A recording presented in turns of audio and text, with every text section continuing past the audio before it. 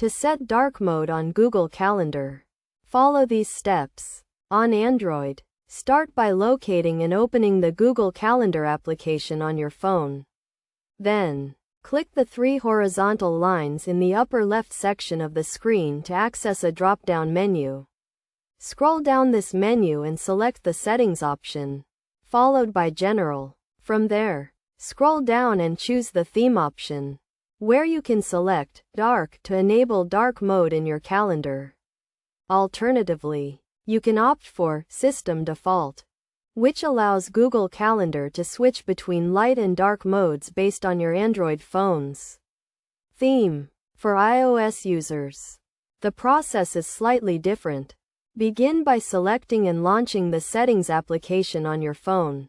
Next, click on Display and Brightness, and find the Appearance section.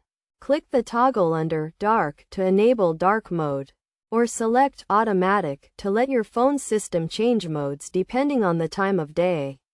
By following these simple steps, you can easily set your Google Calendar to dark mode.